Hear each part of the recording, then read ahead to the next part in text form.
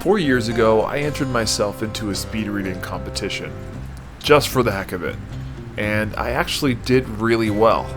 I came in third place, really unexpected, and I didn't even train for it or do any special preparation, nothing. Really, nothing. I applied a few techniques I had read about beforehand, mixed with my natural ability to be attentive and my trained memory to actually just perform well. And that's really all I did.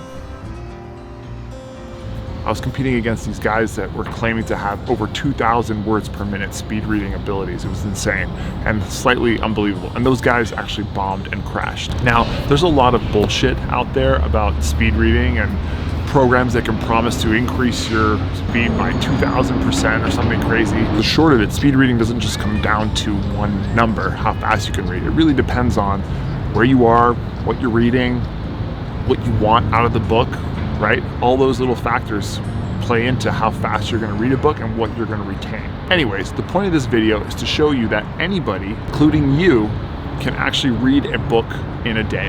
I've actually never tried this, so I'm going to try it today. And then at the end of this video, I'm gonna share some tips with you on how you can do it too. So the next thing I need to do is find a book that I want to read in a day. Let's do this.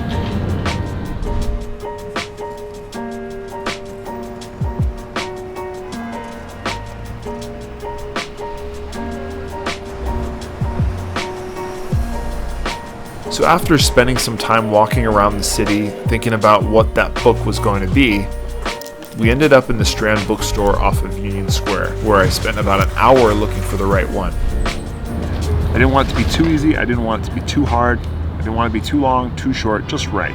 So I decided on this book, The Handmaid's Tale. I know a little bit about it, I haven't read it, I've seen a little bit of the show, but I've heard it's really good. It's not too long, it's about 300 pages. The font isn't too big or small, seems just right. So we're heading on the train back upstate in a few hours. It's about 3 hours long, the whole ride. So I'm hoping to try to read the book from start to finish on that train ride. And at the end, I'll give you tips on how I did that and how you can do it as well.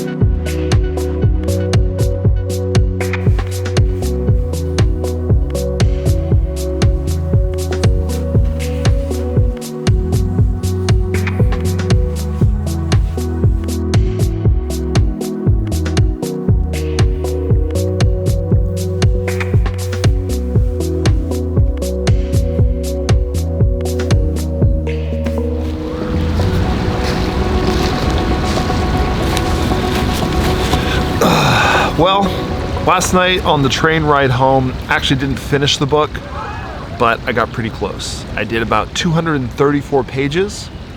I did exactly 234 pages out of 295. It was a 3 hour, 10-minute train ride. That's not too bad. So I took a break, we got home, and then a little bit later I finished up the book. It was another 60 pages or so, and it took me about 44 minutes. So all in all, I read this book about 300 pages in 3 hours and 50 minutes or so. Not too bad. So I did a bit of math. There's 105,000 words in this particular book, more or less. And the average speed reading rate is about 200 to 250 words per minute. So if you wanted to, at that speed, which isn't that fast, you could finish this book in 7 hours. Turns out that for me, the speed I was reading at, with a few techniques I'm about to show you in a little bit, I was able to read about 450 words per minute, which isn't blazing fast either, but it's actually only about 1% of the population reads at that speed. So it is faster than average, and it led me to finish the book in under 4 hours, which is more of a reasonable time to finish a book in a day. All right, so here's the deal. I'm gonna give you 10 tips to help increase your speed reading ability. Now, not only that, I just don't wanna promise you can speed read thousands of words per minute. I want you to be able to read faster, but also remember what you friggin' read. That's the thing that really grinds my gears, is people promise all these abilities to speed read, promise to increase your reading ability by tenfold, 1,000 words per minute, all this crazy stuff. And that's fine, maybe it's doable, but are you gonna remember what you read? I want you to be able to read faster, enjoyably, and to remember the shit you read. Is that too much to ask? All right, so tip number 1, intent. You gotta wanna do this, right? I'm not forcing you to read any books, but if you do want to, then just do it. Just do it. Seriously, just do it. I wanted to read a book in a day. I said tomorrow on the train ride home, I have 3 hours allotted to sit down, do whatever I want. I'm gonna dedicate that to reading a book.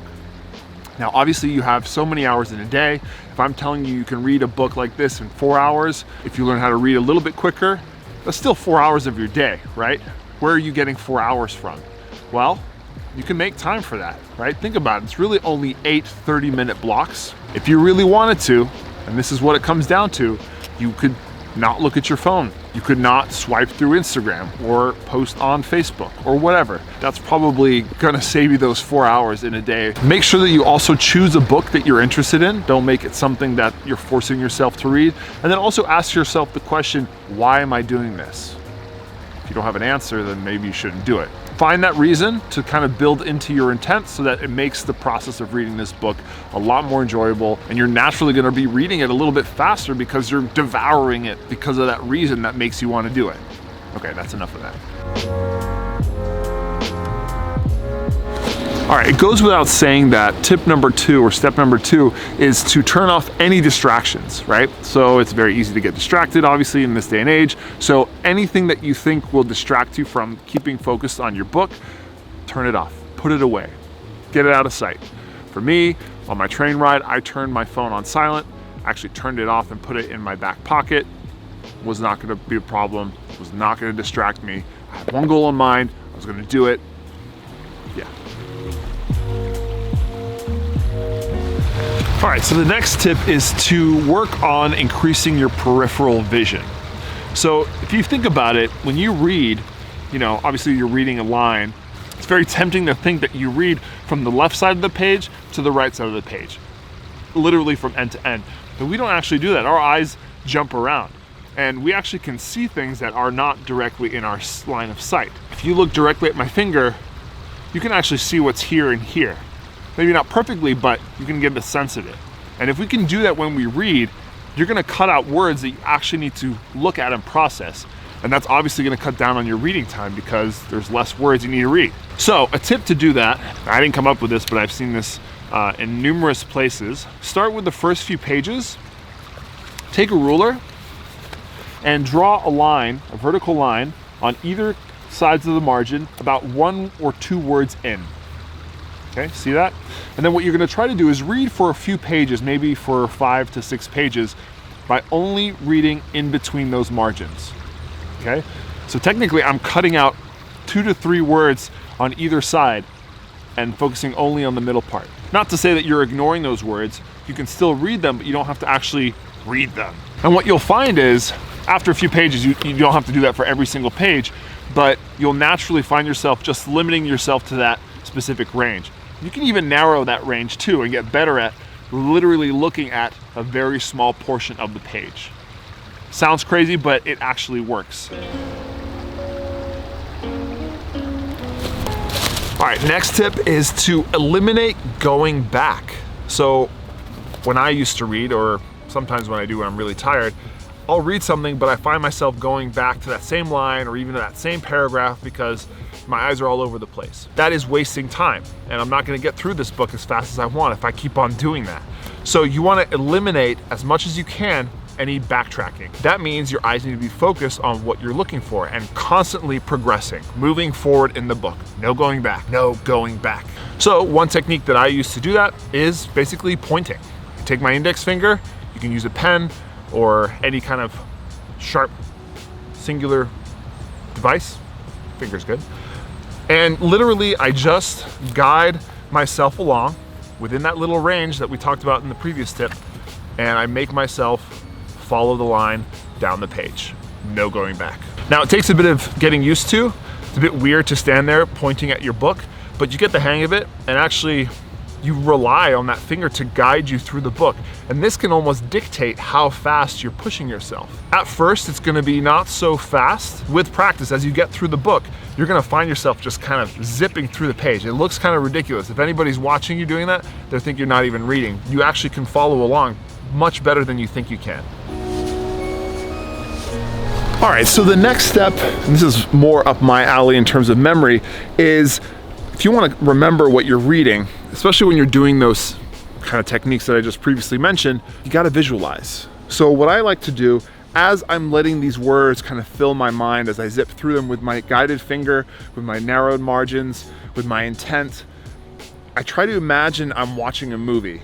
So everything as I read, it kind of plays in my mind. It's not always perfect, doesn't always kind of keep up because I'm going pretty fast, but I try to really imagine what I'm seeing or reading plastered on some kind of cinema screen, like a movie playing in my mind. That makes everything happen almost in real time, as if I were there experiencing it or seeing it on a screen, which has pictures and color and sound and all that stuff. And you guys all know from watching dozens of my videos that visualization, pictures in the mind, is key to remembering anything. Simple as that. All right, those first 5 tips are really the majority of what you need to increase your speed and your retention of what you read.